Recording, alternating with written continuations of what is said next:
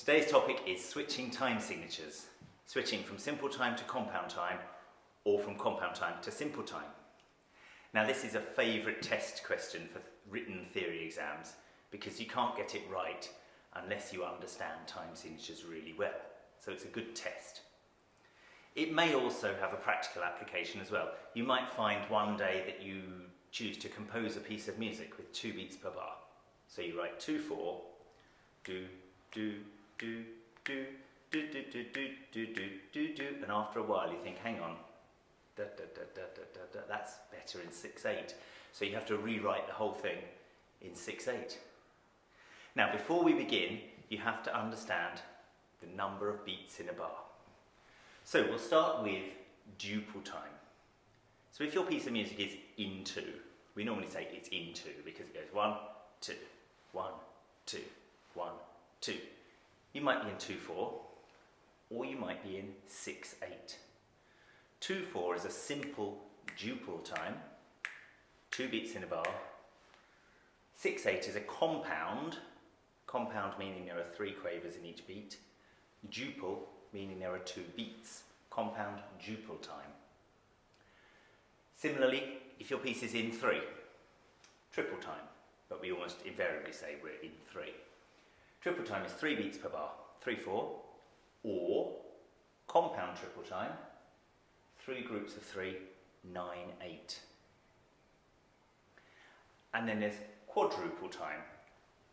I never say I'm in quadruple time, I always say I'm in 4. So when you're in 4, you might have 4 beats per bar, 4/4, or you might have 4 beats per bar, 12/8. So here's an example. This first example, I've notated it in 3/4, which is triple time.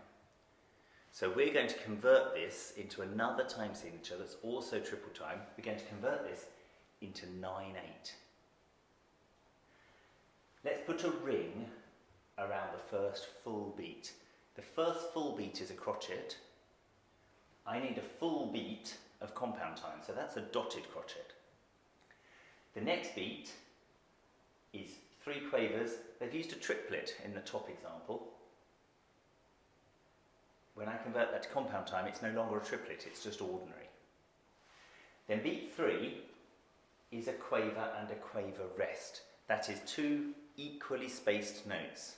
Now in compound time, if I want 2 equally spaced notes, even if one of them's a rest, I need a duplet sign. So I'm going to put a quaver and a quaver rest under a duplet sign to indicate that they're equally spaced. After the bar line, I have a full beats rest. In compound time, that becomes a dotted crotchet rest. And then I have a minim. In compound time, 2 full beats is a dotted minim. That's the equivalent of 6 quavers. So here's the completed conversion from simple time into compound time. Now we'll go the other way. Here's a piece notated in compound time. Da da da da da da da da da da da. Again, I'll draw a ring around the first beat. And the first beat is the crotchet and the quaver. It's the equivalent of 3 quavers in compound time. If I put that down into simple time, I still have a crotchet and a quaver, but with a triplet sign over it. The next beat is 3 equally spaced quavers. In order to write that in simple time, I need to use a triplet sign, 3 equally spaced quavers. The next beat, again, is like the first beat of this piece. I've got a crotchet and a quaver, which becomes a crotchet and a quaver with a triplet sign. Then the next beat is a dotted crotchet. That's a full beat in 6/8. Converting that to 2/4, I have a crotchet. That's 1 full beat in 2/4. The next full beat is a duplet, 2 equally spaced quavers. That's easy to do in 2/4. I have 2 equally spaced quavers. Then the final beat is a dotted crotchet, and that becomes a crotchet. So, triplets in simple time become ordinary quavers. Ordinary quavers in simple time become duplets. Crotchets in simple time become dotted crotchets in compound time, and vice versa. The key to answering these questions successfully is to draw a ring around every beat and to really understand how these beats are grouped in these time signatures. At the piano. Play through lots of nursery rhymes. For example, Humpty Dumpty, Pop Goes the Weasel, Ring-a-Ring-a-Roses. Work out whether they would be best notated in 2/4 or 6/8. As I mentioned earlier, switching time signatures from simple to compound and from compound to simple is really an exam theory test kind of activity. It's just a way of checking that you understand these time signatures. It's not something that we have to do regularly as performing musicians. So instead of a practical activity at the piano, I just want to share some insight with you about these time signatures. Now, lots of us will have learnt the piano from a tutor book, and it will have started with crotchet, minim, and it will have introduced the simple time signatures, 4 beats in a bar, which are very neat on the page, very easy to understand.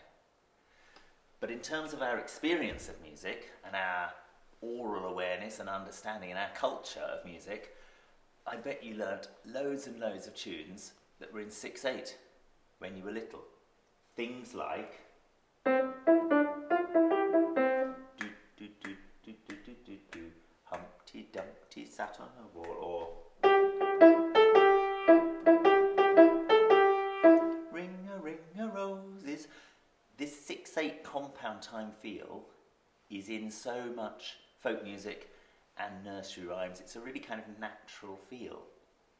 And although it might seem difficult on the page, it's something that we've all grown up with.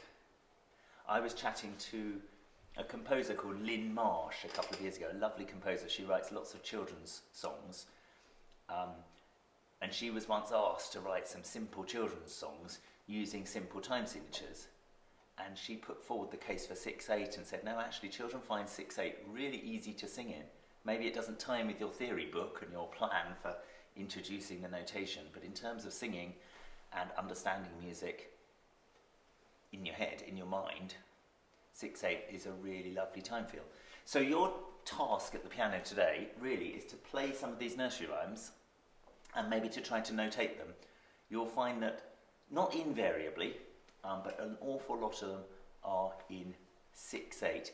There is quite a famous one in 4/4, and I'll give you a big clue, which is that 4/4 is a kind of march time feel. So if you can think of a famous nursery rhyme that's all about marching, you might find that it's in simple time.